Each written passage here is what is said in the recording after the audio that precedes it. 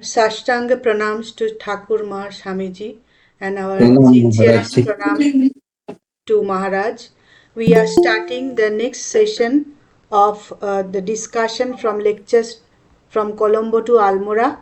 We are using the book 33rd reprint June 2011, and we will be reading from page number 109. So, shall I start reading, Maharaj? Yeah. Okay. Our ideal of high birth, therefore, is different from that of others. Our ideal is the Brahmin of spiritual culture and renunciation. By the Brahmin ideal, what do I mean? I mean the ideal Brahminness in which worldliness is altogether absent and true wisdom is abundantly present.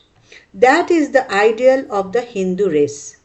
Have you not heard how it is declared that he, the Brahmin, is not amenable to law, that he has no law, that he is not governed by kings, and that his body cannot be hurt?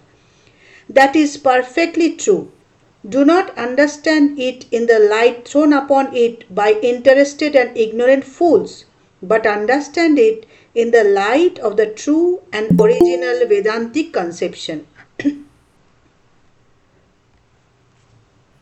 If the Brahmin is he who has killed all selfishness and who lives and works to acquire and propagate wisdom and the power of love, if a country is altogether inhabited by such Brahmins, by men and women who are spiritual and moral and good, is it strange to think of that country as being above and beyond all law?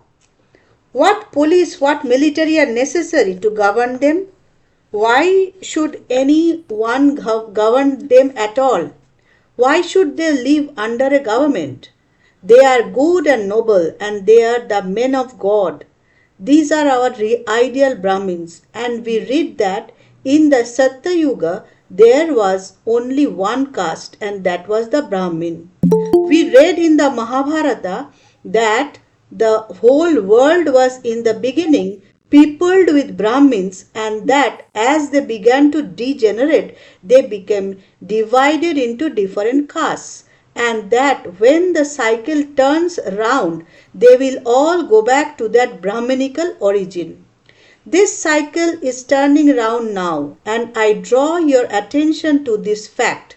Therefore, our solution of the caste question is not degrading those who are already high up, is not running amok through food and drink, is not jumping out of our own limits in order to have more enjoyment, but it comes by every one of us fulfilling the dictates of our Vedantic religion, by our attaining spirituality, and by our becoming the ideal Brahmin. There is a law laid on each one of you in this land by your ancestors, whether you are Aryans or non-Aryans, rishis or Brahmins, or the very lowest outcasts. The command is the same to you all, that you must make progress without stopping, and that from the highest man to the lowest pariah, everyone in this country has to try and become the ideal Brahmin. This Vedantic idea is acceptable not only here but over the whole world. Such is our ideal of caste as meant for raising all humanity slowly and gently towards the realization of that great ideal of the spiritual man who is non-resisting, calm, steady, worshipful, pure and meditative. In that ideal there is God.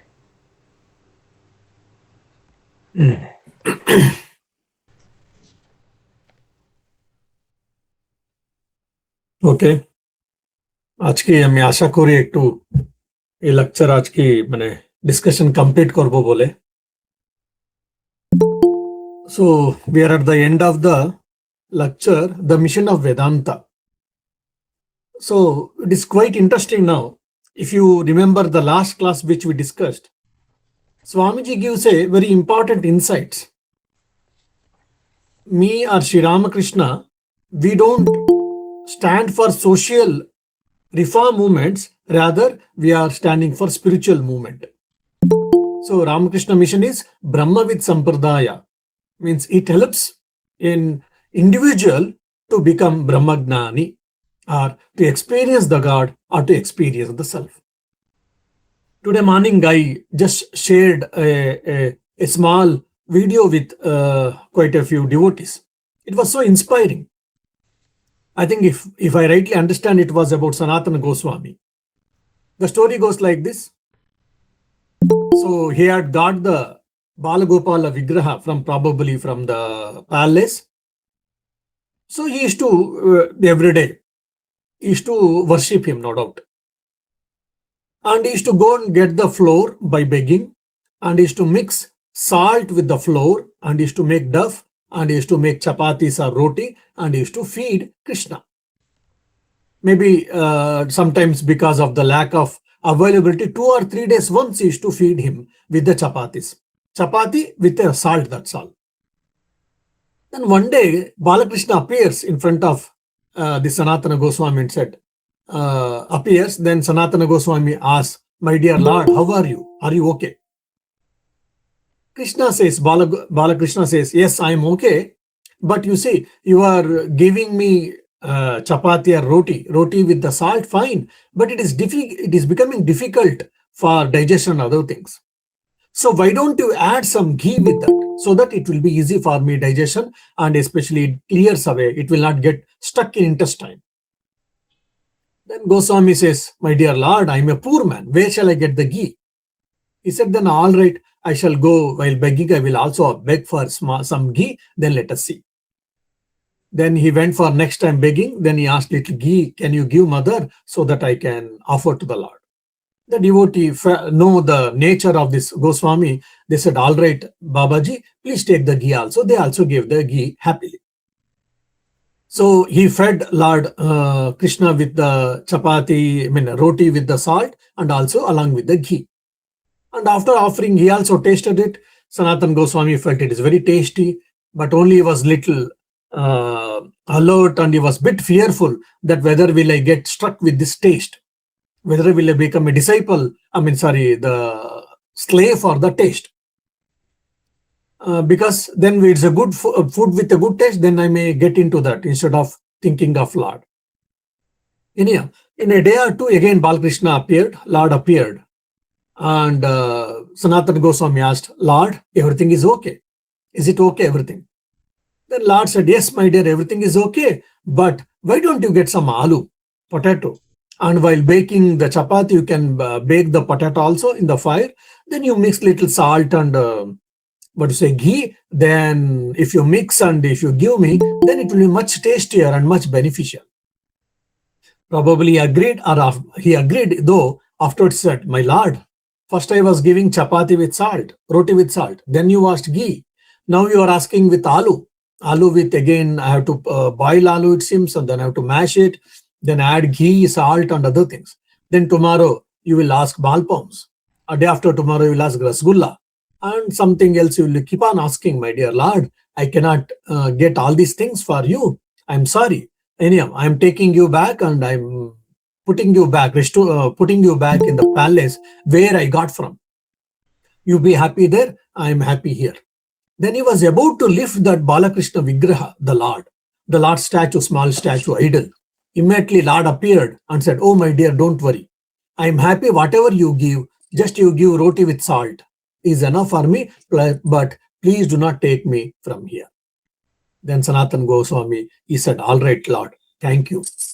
See, the devotee is able to control the Lord, the Bhagavan, and Bhagavan is requesting him not to take him from that place, from the kutia. He doesn't want to stay in palace, rather he wants to stay in kutia with this Sanatan Goswami. This is what the devotion can bring. So Sri Ramakrishna and Swami Vivekananda, they all stand for that spirituality. And we can see in the life of Sri Ramakrishna how he practiced the devotion. The same thing we can see in the Swamiji also.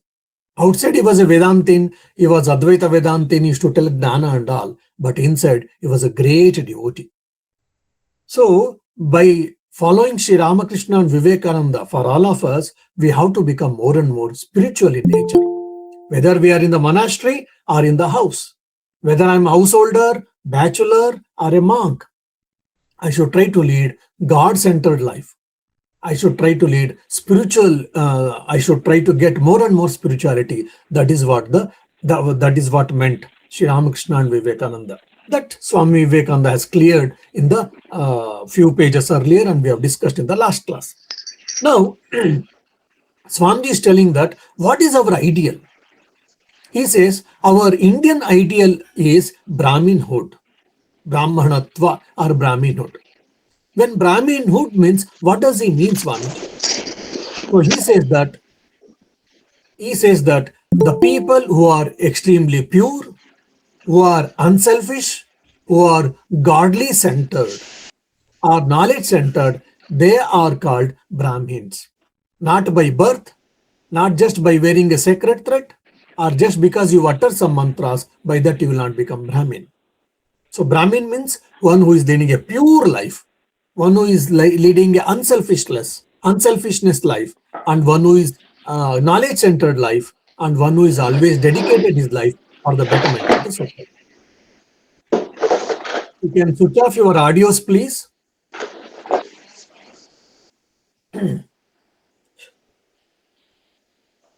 And if you remember, Sri Ramakrishna's father, Kshudiram, is one of the best example. Kshudiram was told, he was called by the landlord in the Dere Gram from Ramananda Rai, because Kshudiram was known for his pious nature and truthful nature. So his landlord called, Jamindar called and said, you should tell a lie so that I can win the case. Kshudiram said, sorry sir, I cannot tell.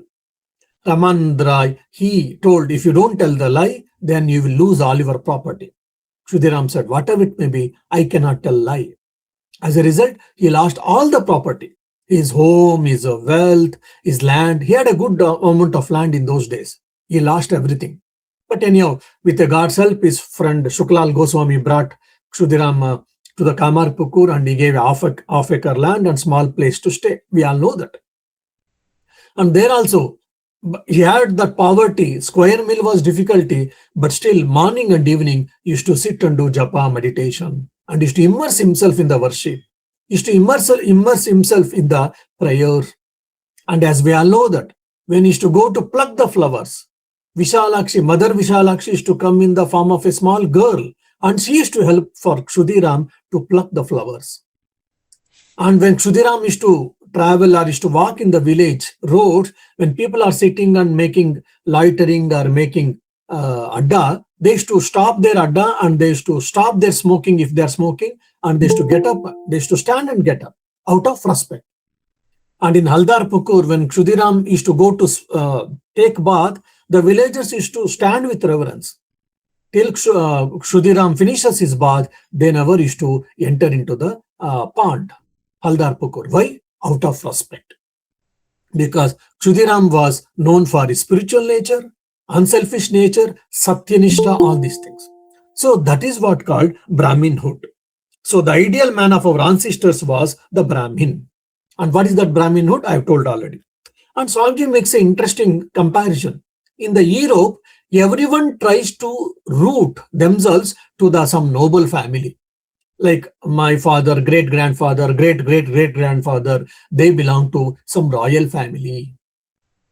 Some king or some noble or some bureaucrat and all. And most of them, if you see in the history, they were all tyranners. They killed people, they did so many all Allah, and that's what we see with most of the cases.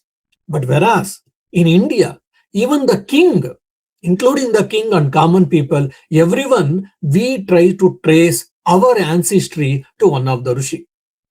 Vasishta Gotra, Valmiki Gotra, Kashyapa Gotra, Bharadvaja Gotra, Maitreya Gotra. We all keep saying this. Means our ancestors has been started from one Rishi. And most of the rishis were poverty. They had a poverty. They didn't have any money, but they had led a pure life.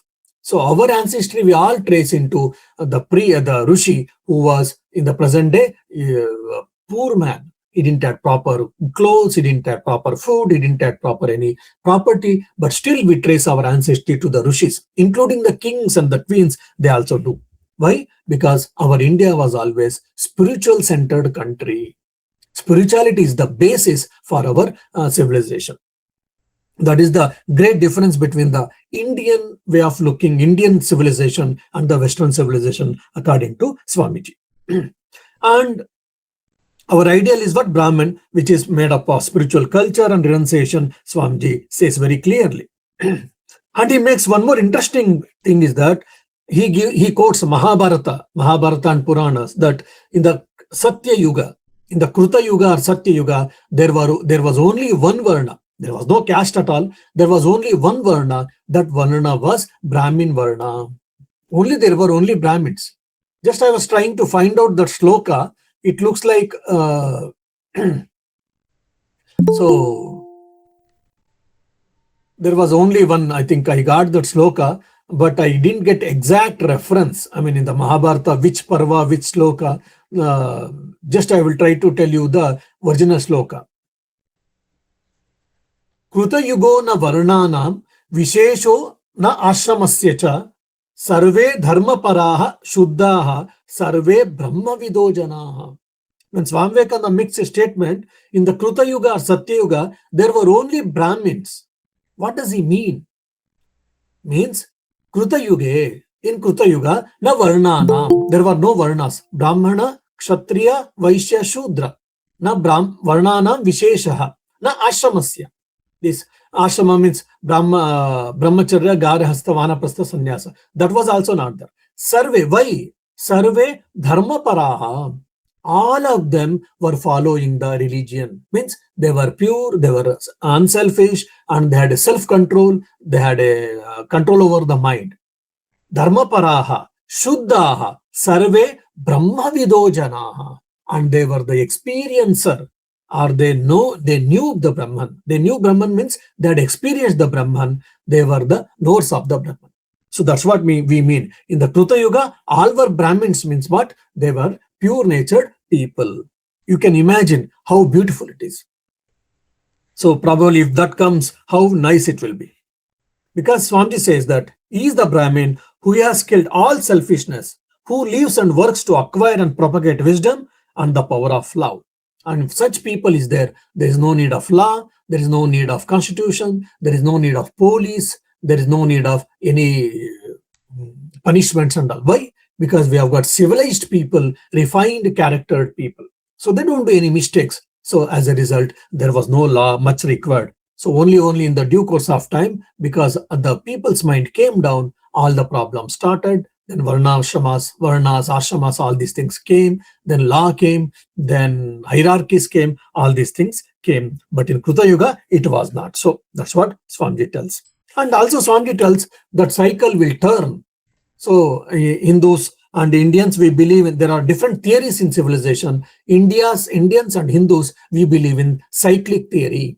Just like the wheel, something is above and slowly it comes down. And again it goes above. So like that, now again it will go back. Means again we will go to Kruta Yuga. Kruta Yuga, Dwapara Yuga, Treta Yuga, Dwapara Yuga, Kali Yuga. Then Kali Yuga, again Satya Yuga or Kruta Yuga will come. Swamiji is telling very clearly. And one more interesting point is telling, this has to be taken very carefully. Now, earlier everyone wanted to become Brahmin. Why? Brahmins are best. One is from their character and other things. And apart from that, in the medieval ages, because Brahmin became by caste, it became like a part of a caste, and it became a part and parcel of birth. Whether you have got Brahmanatva, whether you have got that Brahminism in you or not, but because your father and grandfather were Brahmin, you are also Brahmin. So by birth, all the caste and Varna started getting prevailed, practiced in the society. And not only that, based on these Varnas, some became superior and others became inferior.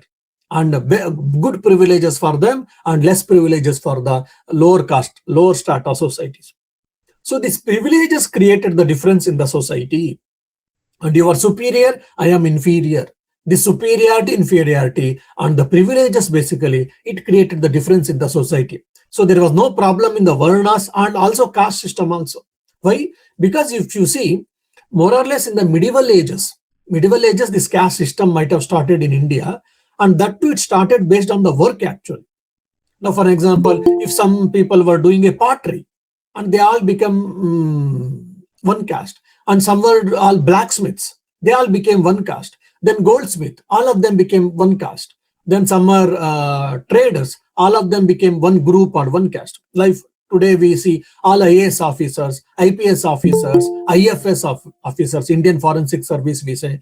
Then so like this, based on the then doctors, engineers, scientists, based on the work we also category, and also based on the social status and economical status, VIPs, VVIPs, common people, all these things, patrons, we also make this. So this division is common across the globe, across the civilizations, societies and countries. It is not only pertinent to the India or to the Hinduism. It is there in every country, in every religion, in every society. Swamiji clears it.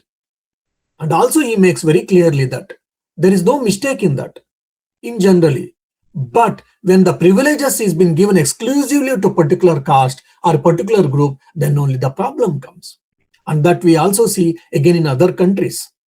French Revolution, Russian Revolution, American Revolution. So many revolutions came. Why? Because they want freedom, they want liberty, they wanted fraternity.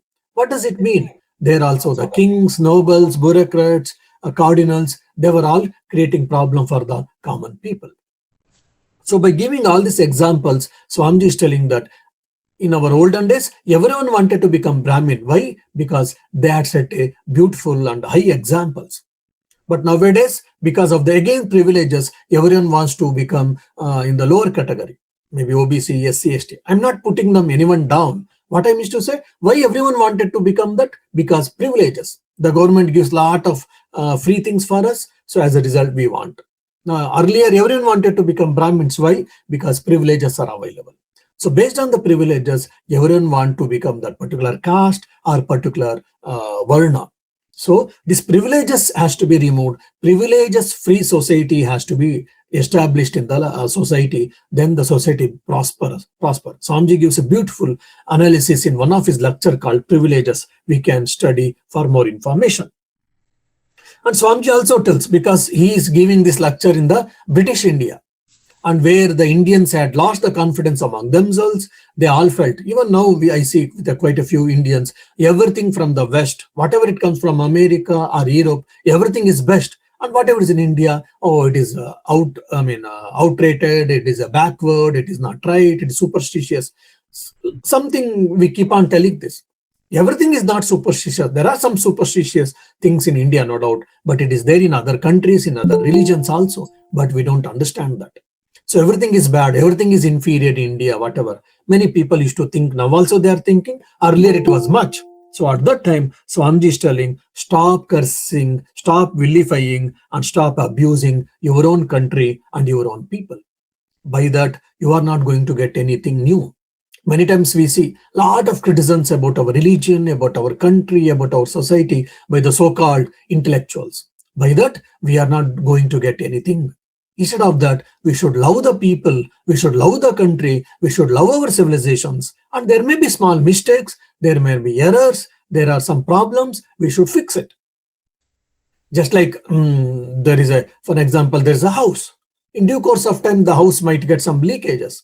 We don't criticize the house, rather we try to fix the leakage by some repairs, by painting and by repairing and all. Similarly with our body. Once we grow a little after middle age, we start getting leg pain, then diabetes, then sugar or some other problem. We don't criticize the body, we don't throw away the body, rather we try to maintain.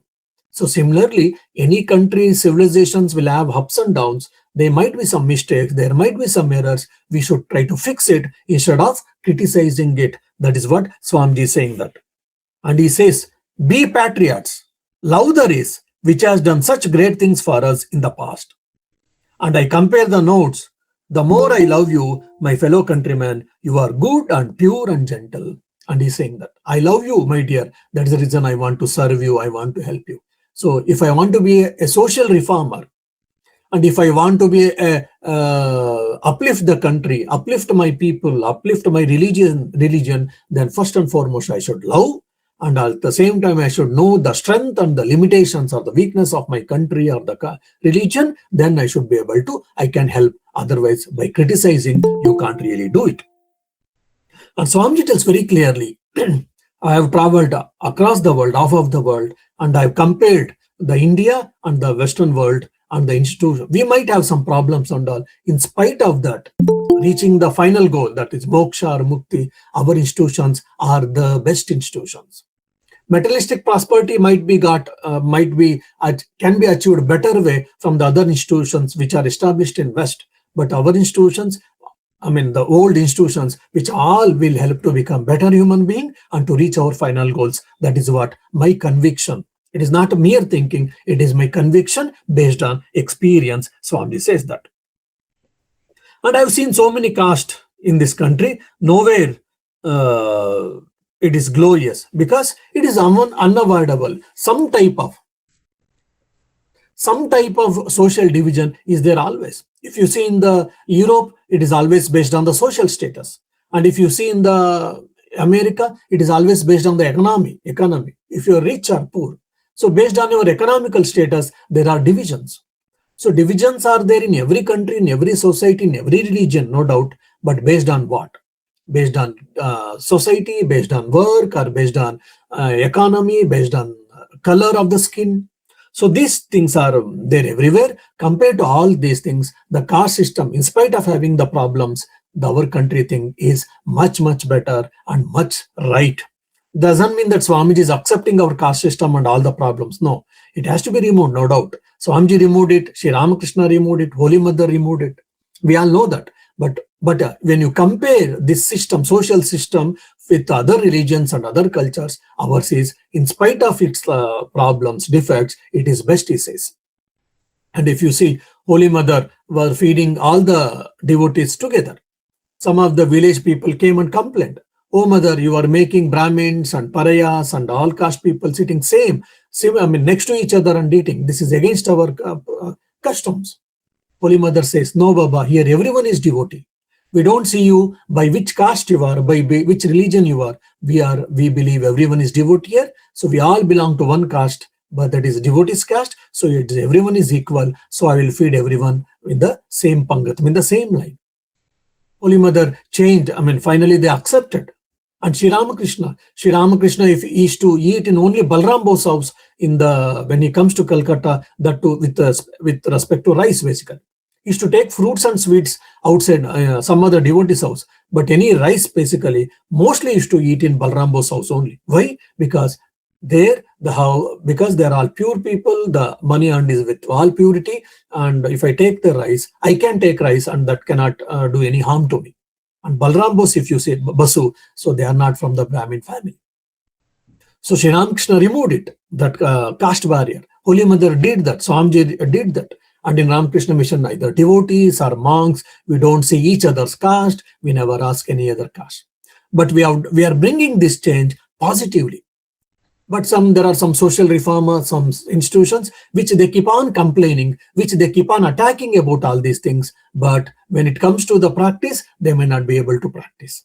This is what Swamiji is saying, that if you want to bring the change, any particular to social evils or any other problems, understand it and let us have a positive approach. Let us have a positive approach. Let us change them in a positively, not by criticizing, rather putting right things in a right perspective. And Swamiji is giving a one clarion call. So the betterment of the India is very important, and we should take the responsibility on our shoulders. Oh, let him do, let she do, let he do. It should not be there. Whatever is possible, I should serve in a possible way. I should serve my country in any way possible way. I should be able to serve my country, and I should take the responsibilities on my shoulders. And he says, carry the light and the life of the Vedanta to every door, and rose up the divinity that is hidden with every soul. whatever may be the success and failure, but we will live the life of satisfaction. So our culture, our religion, and especially Vedantic principles has to be taken to every doorstep. That's what Swami is saying that. And also he has told about education, woman regeneration, all these things. And if you see the schools we started in the, now there, so many institutions have come. If you see pre-independence time, most of the places, our Ramakrishna Mission school started in a ideal way, how to start, how to mix the Indian education system with the present, the science and maths teaching, as well as the Indian values education system like Gurukula and all. So many institutions have started. And traditional monasteries earlier, they used to do only prayers, bhajans, then blessings and worship, that's all. So they didn't care much about society and all. By and large, I used to say. There may be here and there one or two institutions, but by and large, this was the case. But now Ramakrishna Mission introduced the concept of service in the monasteries. When it was started, it was severely criticized. All the traditional monks criticized us. They called us scavenger sadhus, bhangi sadhus. And these people are going differently from the traditional methods and all. But now they have understood the worth of it. More or less, most of the monasteries and the institutions, religious institutions, have adopted the service in possible way, either by running schools or dispensaries or orphanages or old age homes or some or other type of things. The same thing with, for example, if you see rehabilitation programs, when the natural disasters were there, volcano or maybe floods and earthquakes and all, 50 years, 80 years before, Ramakrishna Mission used to go first actually. Even also now, where else also we are going, no doubt. But now many other institutions have also joined their hands. They are doing their services. But when we started, no one was there. Now, when any natural calamity happens, then there are a number of people who are coming to help the afflicted people. How? Because it started with Ramakrishna Mission. Initially, if you see the history, that's where we see an avatara. In Avatara Purusha, when he comes, he brings a big change of wave in the society, in the country. Now today we're able to read and understand Vedas, Upanishads, irrespective of any caste and other things. But probably 100 years before, that was not the case. Puranas maybe to a certain extent, Ramayana, Mahabharata maybe, but others were not allowed for us. But today, religion, more than religion, the scriptures are so easily accessible to all of us. Why? According to me, it is because of the advent of Ramakrishna and Vivekananda. The scriptures are accessible.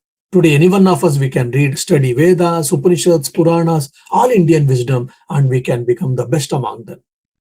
And we are running the Vedic Sanskrit school in our Ramakrishna Mission itself, where we don't again ask any caste, we welcome everyone, and we teach Vedas, Puranas, Upanishads, everything for them. So all these things, opening things, has been started by Thakur Swamiji. And if you see the woman regeneration, Holy Mother is the best example. Holy Mother encouraged her devotees to send the girls and women for the Nivedita school. That's a real woman regeneration. And a lady becoming the head of a monastery, if you see, no. We all worship the traditional monasteries, they worship Lakshmi, Saraswati, Kali, Durga and all. But as a administrator, Holy Mother became the administrator, where Raja Maharaj, Mahapurush Maharaj, Vignan Maharaj and all, many people, many of them asked Holy Mother, including Babu Raj Maharaj, what to do and what not to do, especially administration system. Holy Mother initiated, Holy Mother gave administration, guidance to the monks and the brahmacharis and the devotees and all. So she became the center of the monastery. And again, Nunnery has started. Sharda Math and Ramakrishna Mission has been started, where quite a few nuns are there taking the mother's name. All these things is the real example, the best example for woman regeneration. So like this, when Avatara comes, when the incarnation descends, he brings a big change in the society and in the country. And we are just part of this, just in 200 years of before the advent of Sri Ramakrishna. At the beginning time itself, we are there. We are able to see this tradition in its original form. So we have got their grace. Only thing, now we should make use of it. How? By studying, by reading, by thinking, by doing japa, and as much as possible, putting the teachings of the Holy Trio in practice in our life. That's how we can become spiritual and we can lead a God-centered life. Then we can be happy at all given point of times. So that ends the lecture of Mission of Vedanta. Then probably in the next class, we'll take the Swamiji's reply to address at Madras. Thank you. If any questions are there, I'll be happy to answer. Om Shanti Shanti Shanti Hari Om Tat Sat Shri Rama Krishna Arpanamastu. Thank you, Maharaj. So you completed the whole thing in Gari. So, but we are doing it for quite few lectures. Yeah, 4 or 5 classes over it, I think. Yeah. No, today is 7th. Oh, 7. Oh my God. So the next lecture also we will be doing in this same way? No, next week we will take that. Huh? Next class, next lecture will start in next week, I mean to say. No, next week, next class, the same way means paragraph by paragraph reading? Yeah. Okay. So our next class will be on next Thursday, next Wednesday, 28th January. Yeah, we can do. Yeah. Namaste, Maharaj. Namaste. Maharaj, some Brahmins are telling that some slogans, the Shanti mantras and all, we will use to read in Ramakrishna Math, Chennai. But those mantras, the Brahmin ladies, so they are telling that ladies should not read it. So we will not read it like that. Because as I know, I don't know Sanskrit. I want to know the pronunciation. I asked them because they know Sanskrit, but they told they are not allowed to read or chant certain slokas and all Shanti mantras. Is There's that unfortunately this tradition has come. Unfortunately, see, it all started with like this. I mean, with my limited knowledge, I'm telling you, there are few Vedic mantras when you chant that can affect your body, especially when the ladies when they are pregnant and all. It can affect your embryo. Okay, some Vedic mantras are there, no doubt.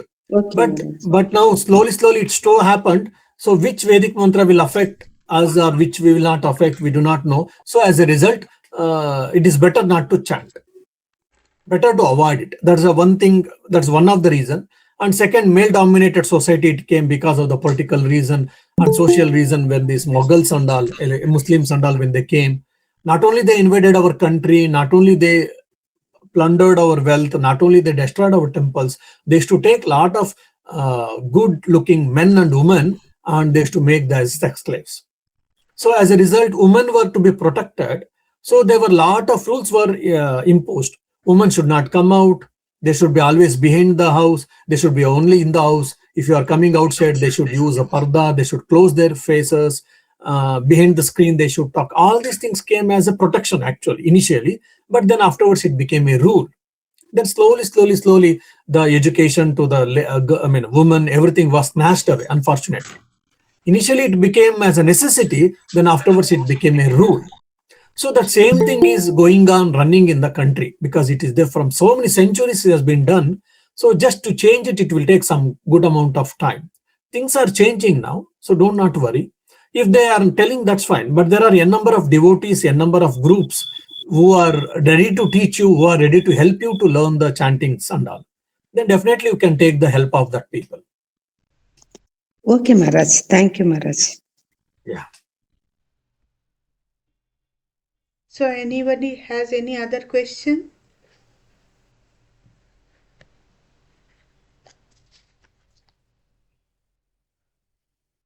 Okay. Looks like there is a no question. Okay. Pranam Maharaj. Maharaj, what is temperature over there? Temperature is, I think, now is 4 or 5, I think. Oh, no. It is 6. Feels like -4.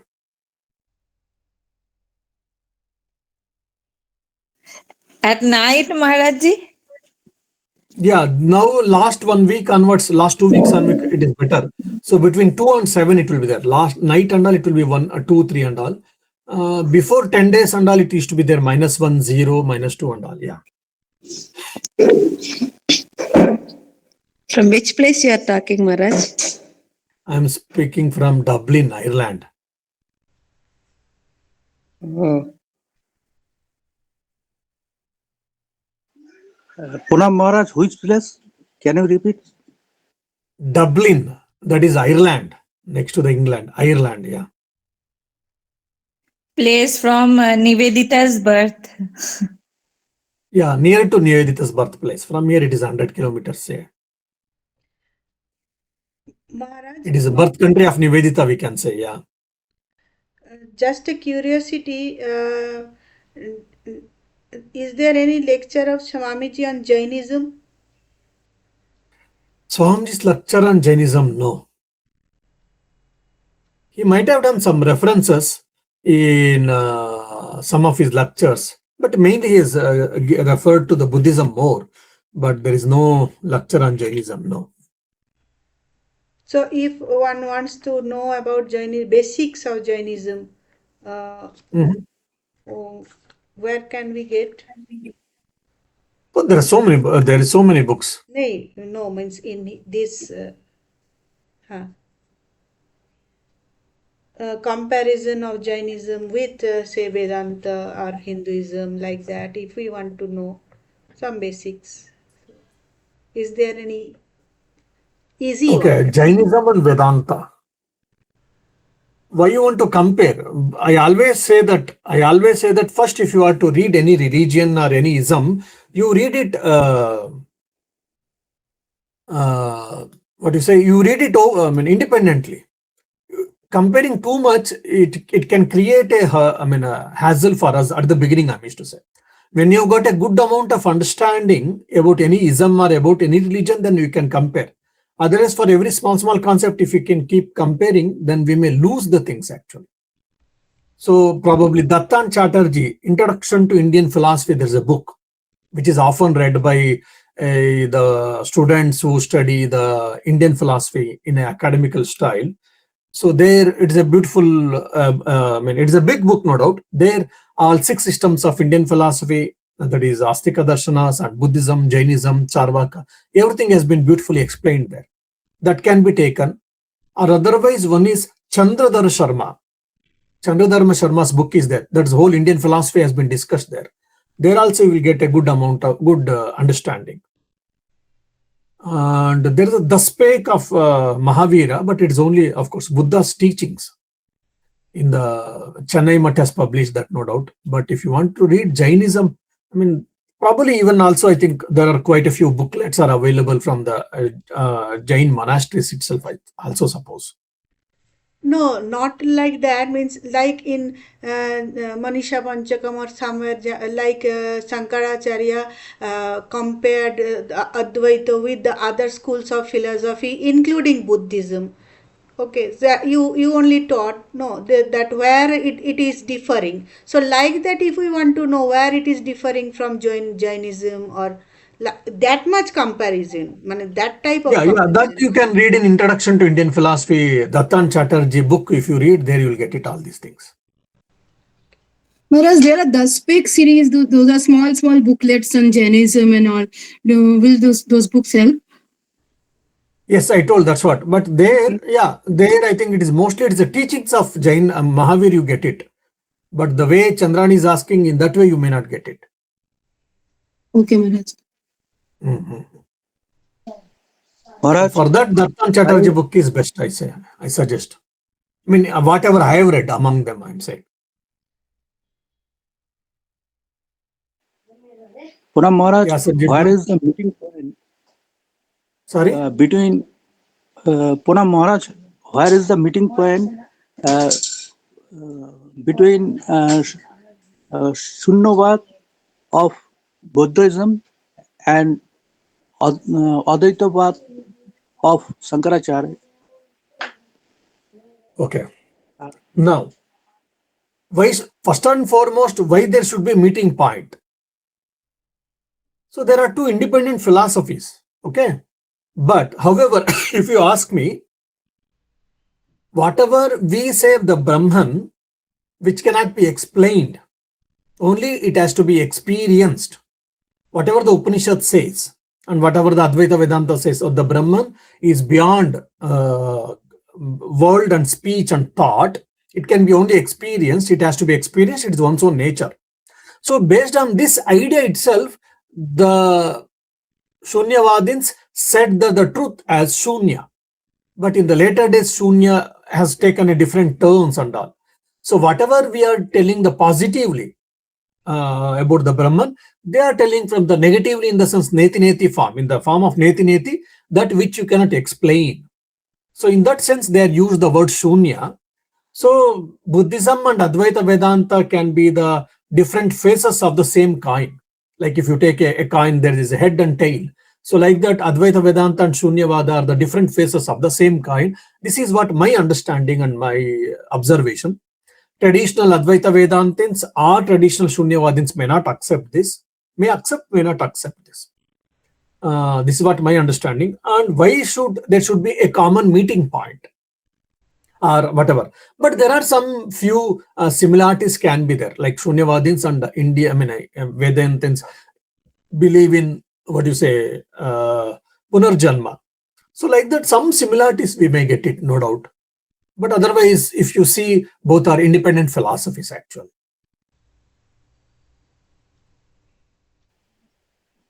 Thank you, Maharaj and Pranam. So if anybody else is having any other doubt, you can ask.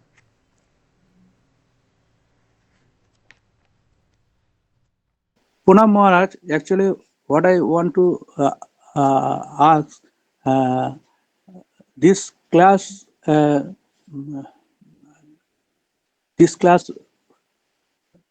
regarding on letters from Almora, from Colombo to Almora. So, Maharaj, kindly repeat. আপনি বাংলায় বলতে পারেন, মহারাজ বাংলা খুব ভালো বলেন।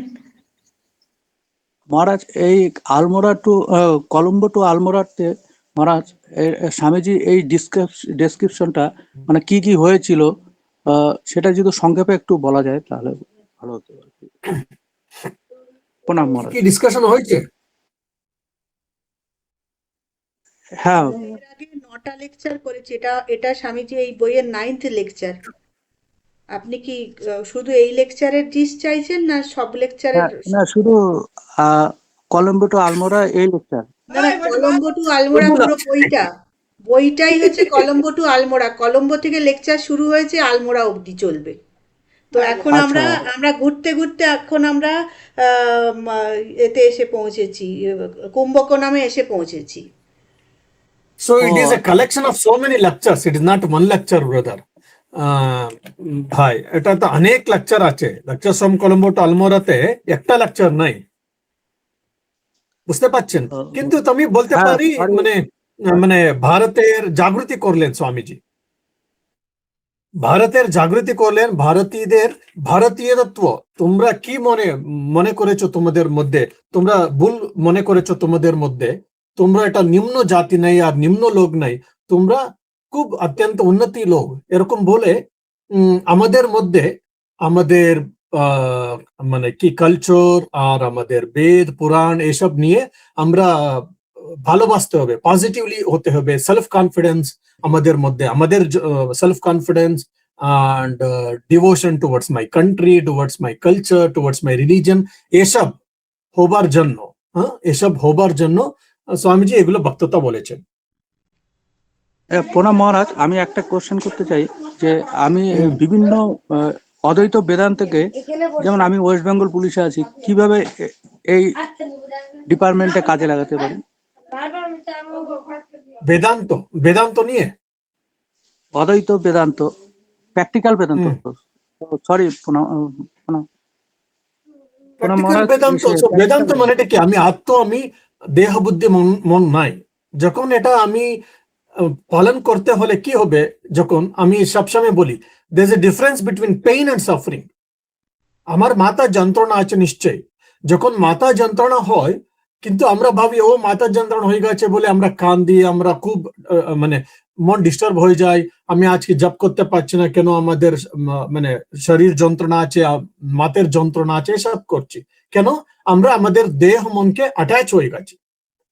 আমার দেহ কিন্তু আমি দেহের মতো, আমার মাথা ঠিক আছে কিন্তু আমি মাথার মতো আমি রিয়াকশন করছি।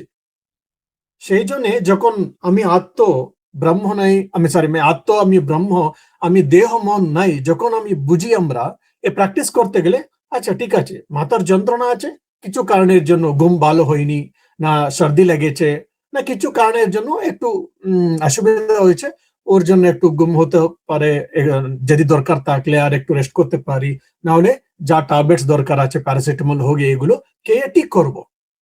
এটা নিতে হবে। একটু মাথার যন্ত্রণা থাকবে, একটু পেইন থাকবে, কিন্তু সাফারিং থাকবে না। যখন আমরা বেদান্ত আমাদের নিজের জীবনে আমরা যদি পালন করতে গেলে আমরা পেইন থাকতে পারে কিন্তু সাফারিং কম হয়ে যায়।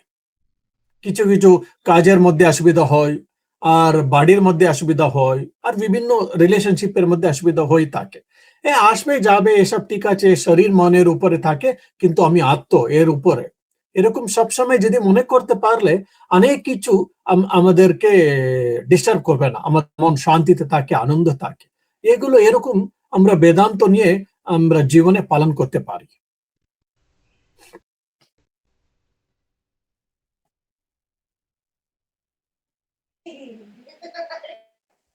ঠিক আছে, প্রণাম সবাই ভালো মহারাজ। থাকবেন। ঠিক আছে, the next Pranam Maharaj. Pranam Maharaj.